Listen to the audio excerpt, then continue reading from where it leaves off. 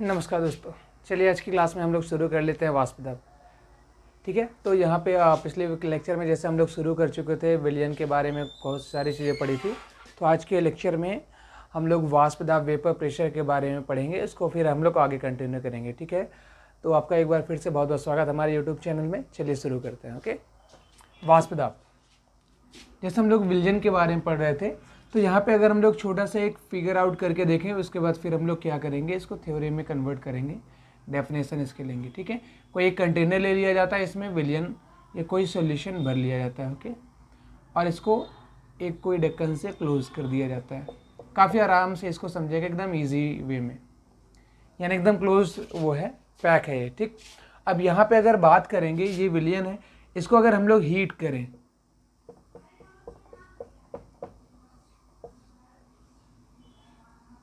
काफ़ी स्पीड में बना रहा हूँ तो ज़्यादा बेटर नहीं बना है, बट समझने के लिए बेहतर है।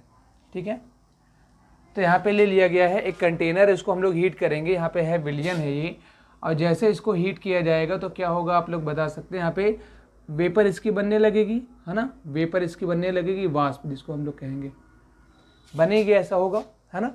यानी विलयन को गर्म करेंगे तो इससे भाप के कण यहाँ पे क्या होंगे, इकट्ठा होने लगेंगे। जितना ज़्यादा हीट करेंगे यहाँ पे भाप के कण उतना ज़्यादा इकट्ठा होंगे। यानी जैसे जैसे आप इसको हीट करोगे धीरे धीरे भाप के कण यहाँ पे इकट्ठा होते रहेंगे। बाद में अगर टेम्परेचर आप हटा लेते हो ना, तो वो कंडेंसेशन वाले प्रोसेस होती, फिर से छोटे छोटे ड्रॉप में कन्वर्ट हो जाता है। ठीक है, तो वो तो यहाँ पे अलग की चीज़ है। यहाँ पे जनरली हम लोग पढ़ने वाले वेपर यानी वाष्प के दाब के बारे में। ठीक है, तो बहुत ही सरल भाषा में अगर बोलूँ समझने के लिए, तो जब किसी भी विलयन को गर्म करते हैं, है ना, जब किसी भी विलयन को गर्म करते हैं तो विलयन की जो विलयन की जो भाप है, वेपर है, उस वेपर या वाष्प के द्वारा, भाप या वाष्प के द्वारा विलयन की सतह पर एक दाब लगने लगता है, जिस दाब को हम लोग कहते हैं वाष्प दाब। ठीक है, यानी जब कोई आपने कंटेनर में विलयन ले लिया, उसको जैसे हीट करोगे तो भाप के कण छोटे छोटे आ जाएंगे, और अगर वो ऊपर से बंद है तो भाप के कण ऊपर जा नहीं पाएंगे। धीरे धीरे भाप के कण इकट्ठा हो जाएंगे, वाष्प के कण यानी वेपर के जो पार्टिकल्स है वो इकट्ठा हो जाएंगे, और एक साम्य अवस्था पर क्या होगा, वो कण द्रव की सतह पर, विलयन है कोई भी द्रव है, हमने यहाँ पे जनरली विलयन माना है, आप कोई भी द्रव ले सकते हो, द्रव की सतह पर एक उनके कण क्या करने, दाब लगाने लगते हैं। ठीक है, इसी को हम लोग कहते हैं वाष्प दाब, है ना। विलयन की जगह पे आप कह सकते हो कोई भी द्रव। ठीक है, तो परिभाषा क्या बना सकते हो, किसी भी द्रव को गर्म करने पर उसके वाष्प के कणों द्वारा साम्य अवस्था पर द्रव की सतह पर, ये सतह पर, ये सतह जो है मतलब ये कण, इसके सतह पर क्या लगाने लगते हैं, एक दाब आरोपित करने लगते हैं। तो किसी द्रव के वाष्प द्वारा द्रव की सतह पर लगाए गए दाब को वाष्प दाब कहते हैं। ये कौन सी अवस्था पर होते हैं, साम्य अवस्था पर होता है। ठीक है, इक्विलिब्रियम पोजीशन पे हो गया यहाँ पे, तो इस तरीके से हम लोग इसको समझ सकते हैं। ठीक है, तो इसको चलिए परिभाषा कर लेते हैं, आगे फिर बढ़ते हैं। ठीक, बहुत ही आसानी तरीके से इसको लिखेंगे, है ना। क्या लिख सकते हैं, किसी ताप पर द्रव के वाष्प द्वारा साम्य अवस्था पर, वाष्प द्वारा साम्यावस्था पर द्रव की सतह पर लगाए गए दाब को वाष्प दाब कहते हैं, वाष्प दाब कहते हैं। ओके, तो ये था वाष्प दाब की परिभाषा, हम लोग इसको समझ सकते हैं। ठीक है, तो यहाँ पे जैसे वाष्प दाब बोला गया, तो कोई भी आप द्रव लोगे, पानी ले लिया, दूध ले लिया, तेल, मतलब कोई भी द्रव, चाहे आप पेट्रोल ले लो, डीजल ले लो, कोई भी लिक्विड ले लो, उस लिक्विड को कोई कंटेनर में रखेंगे। ठीक है, अब उसको लिक्विड को कंटेनर में रखने के बाद जैसे हीट करेंगे तो वहाँ से कुछ वाष्प निकलने लगेगी। ठीक है, तो क्या होता है, वाष्प जो उसकी होती है, उस द्रव की वाष्प क्या होती है, एक साम्य अवस्था पर वो उस द्रव के सतह पर एक दाब आरोपित करने लगती है, बहुत लिटिल बिट, यानी बहुत ही थोड़ा वाष्प दाब आरोपित करती है। तो ये वाष्प दाब को हम लोग क्या कहते हैं, यानी वाष्प, किसी भी द्रव के वाष्प द्वारा द्रव की सतह पर लगाए गए दाब को ये वाष्प दाब कहते हैं। ठीक है, इसकी छोटी छोटी डेफिनेशन है, फिर इसमें आगे बढ़ते हैं। ठीक है, वाष्प दाब ये हो गया। अब इसको प्रभावित करने वाले कारक, वाष्प दाब को प्रभावित करने वाले कारक, प्रभावित करने वाले कारक कौन कौन से फैक्टर हो सकते हैं जो वाष्प दाब को प्रभावित करेंगे। फर्स्ट ऑफ ऑल बात करें तो ताप, टेम्परेचर आप लोग समझ ही रहोगे, है ना भाई। टेम्परेचर, अगर टेम्परेचर की बात करें वाष्प दाब में तो क्या होगा, जैसे आप जानते हो लिक्विड को हम लोग गर्म करेंगे तो जितना ज़्यादा उसको हीट दोगे उतना ज़्यादा उसमें से वाष्प बनेगी, जितना ज़्यादा वाष्प के कण होंगे जाहिर सी बात है वाष्प दाब उतना ज़्यादा लगेगा, है ना। यानी ताप बढ़ाने पर वाष्प दाब क्या होगा, बढ़ेगा। सीधे सीधे शब्दों में कह सकते हो ताप बढ़ाने पर वाष्प दाब बढ़ता है, ठीक है। ताप बढ़ाने पर वाष्प दाब बढ़ता है क्योंकि वाष्प के कणों की संख्या बढ़ जाती है ना, ये आप कह सकते हो। सेकंड फैक्टर, अवाष्पशील पदार्थ की उपस्थिति, अवाष्पशील पदार्थ की उपस्थिति आप कह सकते हो, ठीक है। यानी अवाष्पशील ये कैसा पदार्थ होगा, तो जनरली अगर हम लोग बात करें तो यहाँ पे हम लोग कह सकते हैं कि वाष्पशील पदार्थ कैसा होता है, ऐसे पदार्थ जिनको गर्म करने पर इनकी वाष्प बनती हो। और अवाष्पशील पदार्थ को क्या कह सकते हो, ऐसे पदार्थ जिनको गर्म करने पर इनकी वाष्प नहीं बनती है। तो यहाँ पे अगर किसी भी द्रव में क्या होगा, यहाँ पे अगर कोई ऐसा पदार्थ डाल दिया जाए जिसकी वाष्प न बनती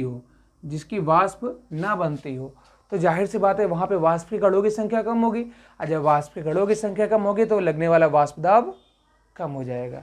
यानी अगर किसी भी द्रव में हमने क्या किया, कोई भी अवाष्पशील पदार्थ मिला दिया, किसी भी द्रव में अगर हमने कोई भी अवाष्पशील पदार्थ मिला दिया तो क्या होगा, उस द्रव की जो वाष्प दाब है वो कम हो जाएगा, ठीक है, ये कह सकते हो आप। तो यानी अवाष्पशील पदार्थ की उपस्थिति में वाष्प दाब क्या होता है, वाष्प दाब घटता है या कम होता है, कम हो जाता है, ठीक है, ये कह सकते हो, या घटता है कह सकते हो, ठीक है। तो अवाष्पशील यानी जिनकी वाष्प नहीं बनती है। अब भाई जिसकी अगर वाष्प नहीं बनेगी तो सीधी सी बात है, हमने कोई भी द्रव लिया, कंटेनर में भरा द्रव को और उसको हीट कर रहे हैं, ठीक है, वाष्प दाब है। अब जैसे कोई अवाष्पशील इसमें मिला दिया, अवाष्पशील पदार्थ, तो वहाँ पे वाष्प बनना थोड़ी कम हो जाएगी, तो जाहिर सी बात है वाष्प दाब उसका कम हो जाएगा उस द्रव का। यानी अवाष्पशील पदार्थ की अगर उपस्थिति करा देंगे उस द्रव में तो उस द्रव का वाष्प दाब कम हो जाता है, ठीक है। दो फैक्टर ये हो गया। तीसरा हम लोग कह सकते हैं सांद्रता, भी हम लोग कह सकते हैं, द्रवों की प्रकृति भी कह सकते हैं, द्रवों की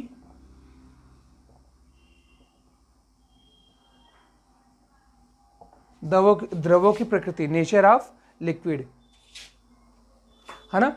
अब जैसे मान लिया कि बहुत से लिक्विड ऐसे होते हैं जिनके कणों के बीच में आकर्षण बल बहुत ज़्यादा होता है, अणुओं के बीच में। बहुत से लिक्विड ऐसे होते हैं जिनके अणुओं के बीच में आकर्षण बल थोड़ा कमज़ोर होता है, यानी कुछ लिक्विड के अणुओं के बीच आकर्षण बल बहुत ज़्यादा रहता है और कुछ लिक्विड के अणुओं के बीच आकर्षण बल थोड़ा सा वीक रहता है, कमज़ोर रहता है। तो बात आती है कि वाष्प बनती कैसे है। तो कोई लिक्विड जैसे आप ले लिया, उसमें आपने द्रव भर दिया, जैसे इसको हीट करते हो तो ऊपर वाले सरफेस जो है द्रव का उसमें छोटे छोटे कण हैं, और ये जैसे नीचे से हीट जाती है तो कण क्या करते हैं, हीट को ऑब्जर्व करते हैं, यानी ऊष्मा को ग्रहण करते हैं और आपस में अपने कणों का जो आकर्षण बल है उसको तोड़ते हैं, और तोड़ करके किसमें, उनकी गतिज ऊर्जा बढ़ने के बाद वो बदल जाते हैं गैसीय अवस्था में, यानी एक तरीके से कह सकते हो वाष्प में बदल जाते हैं। तो अगर जाहिर सी बात है उनके कणों के बीच, अणुओं के बीच आकर्षण बल बहुत ज़्यादा है तो उस केस में क्या होगा, तुम्हें बहुत ज़्यादा हीट देनी पड़ेगी तब जाके वो वाष्प में बदलेगा। यानी द्रवों की प्रकृति, यानी अगर अणुओं के बीच आकर्षण बल ज़्यादा है उस द्रव का तो उसको ज़्यादा ताप भी देना पड़ेगा, है ना। अगर कोई निश्चित ताप हमने ले रखा है तो उस निश्चित ताप के लिए उसके अंडर में जो भी आएगा उसी का वाष्प दाब ज़्यादा होगा, नहीं तो इस केस में तो वाष्प दाब, मान लो किसी का ताप ज़्यादा चाहिए वाष्प बदलने के लिए, है ना। तो इस तरीके से हम लोग देख सकते हैं कि कोई अगर यहाँ पे लिक्विड आपने लिया तो यहाँ पे छोटे छोटे कण हैं, तो इन कणों के बीच आकर्षण बल भी होता है, वो भी प्रभावित करता है वाष्प दाब में, है ना। कोई निश्चित ताप पर अगर कणों के बीच का, द्रवों के कणों के बीच का जो आकर्षण बल है वो कमजोर है या कम है तो उसका वाष्प दाब ज़्यादा होगा। अगर कणों के बीच का आकर्षण बल बहुत ज़्यादा है ना, तो उसका वाष्प दाब क्या हो जाएगा, कम हो जाएगा। ठीक है, इसको नोट कर लीजिए। द्रवों की प्रकृति पर भी निर्भर करते हैं, मैंने लैंग्वेज बता दिया, इसमें आप नोट कर सकते हैं। ठीक है, तो ये थे वाष्प दाब और वाष्प दाब को प्रभावित करने वाले कारक। इसमें मेन पॉइंट ये होंगे, तीनों होंगे मेन पॉइंट। ठीक है, तीनों को एग्जाम में कभी पूछ भी लेता है और न्यूमेरिकल लगाने भी हमें काम आएगा। ओके, इसको नोट करिए, फिर आगे बढ़ते हैं।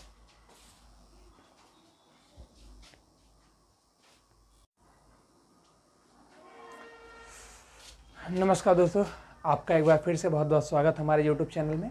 ठीक है, तो हम लोग पढ़ रहे थे वाष्प दाब, और वाष्प दाब में हम लोग जनरली पढ़ चुके थे बेटा कि यहाँ पे कैसे है, कोई भी हम लोग लिक्विड लिए थे और इसमें क्या हुआ था, इसमें जैसे हीट कर रहे थे यहाँ पे इसके वाष्प के कणों द्वारा क्या लग रहा था, इसकी सतह पर दाब लग रहा था, है ना। तो इसी को हम लोग वाष्प दाब कह रहे थे।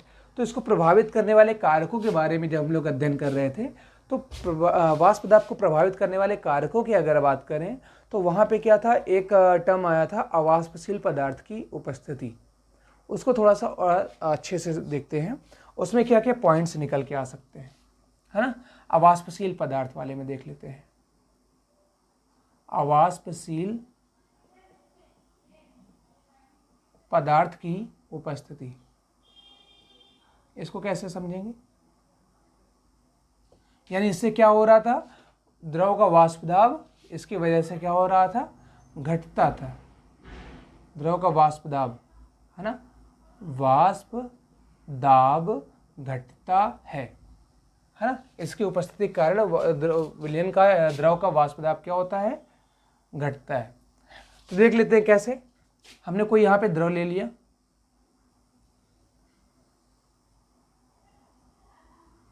ओके, यहाँ पे मान लिया इस तरीके से हमने द्रव बना लिया, ओके। और ये मान लिया क्या है, शुद्ध विलायक है, ओके, शुद्ध विलायक। इसका वाष्प दाब हमने मान लिया क्या है, P0 है। इस वाले द्रव का वाष्प दाब क्या है, P0। ठीक है, मैंने इसको एक ढक्कन से क्लोज कर दिया, पैक कर दिया। तो इसके क्या होगा, कणों के द्वारा यहाँ पे क्या लगेगा, वाष्प दाब लगता रहेगा। इसको ऐसा समझेंगे। अब यहाँ पे हम क्या करेंगे, इसी कंटेनर में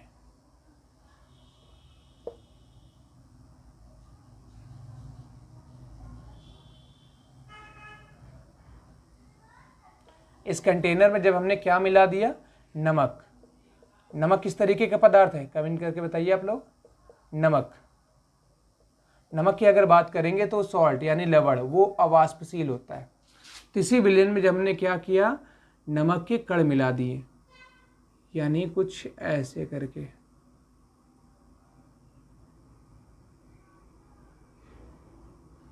आपको समझने के लिए जो बड़े वाले कण बना रहा हूँ क्या है, अवाष्पशील पदार्थ नमक के कण है। ठीक है, तो यहाँ पे जाहिर सी बात है, जो वाष्प के कणों की संख्या है वो पहले की अपेक्षा थोड़ी कम हो जाएगी, है ना। यानी कहने का मतलब है, जैसे आपने इसमें क्या किया, सॉल्ट मिलाया, नमक मिला दिया, यानी अवाष्पशील पदार्थ मिला दिया। ठीक है, जैसे आपने अवाष्पशील पदार्थ मिलाया तो ये अवाष्पशील पदार्थ यानी नमक जो है, इस पानी में घुल करके इसको क्या बना देगा, पूरे एक तरीके से विलयन आप कह सकते हो, है ना, विलयन में कन्वर्ट करेगा।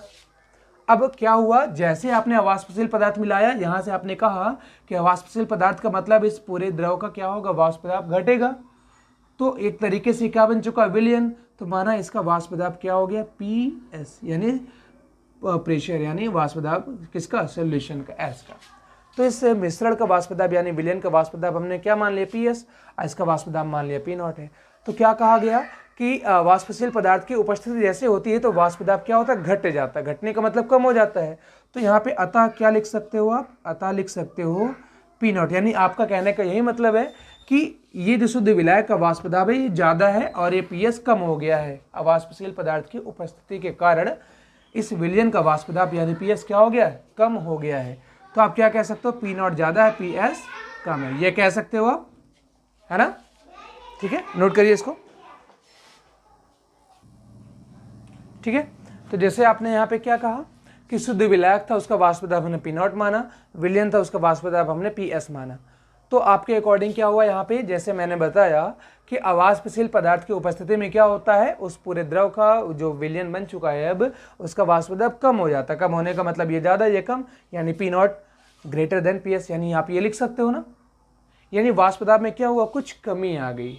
ऐसा ही तो बोला जा सकता है, वाष्प दाब में क्या हुआ, कुछ कमी आई है। तो यहाँ पे एक वर्ड आ जाएगा, शुद्ध विलायक में अवाष्पशील विलेय पदार्थ मिलाने पर इसके वाष्प दाब में जो कमी आती है, शुद्ध विलायक के वाष्प दाब में जो कमी आती है, उसी कमी को कहते हैं वाष्प दाब का अवनमन।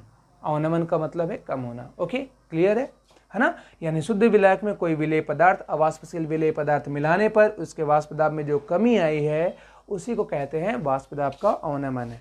यानी आप क्या लिख सकते हो, वाष्प दाब का अवनमन बराबर वाष्प दाब का अवनमन।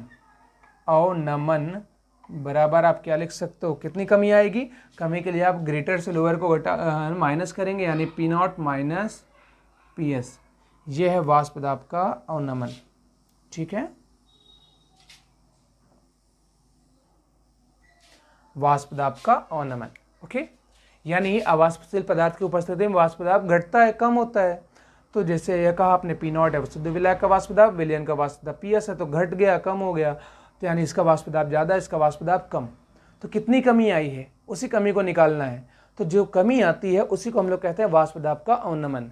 अगर इस वाष्प दाब के अवनमन को हम लोग क्या है, विलायक के सापेक्ष निकालें, शुद्ध विलायक यानी पी नॉट के सापेक्ष निकालें, तो उस वाष्प दाब के अवनमन यानी उसको हम लोग नाम देते हैं वाष्प दाब का आपेक्षिक अवनमन। ओके, ये नोट करिए, फिर हम लोग आगे बढ़ते हैं। ठीक है।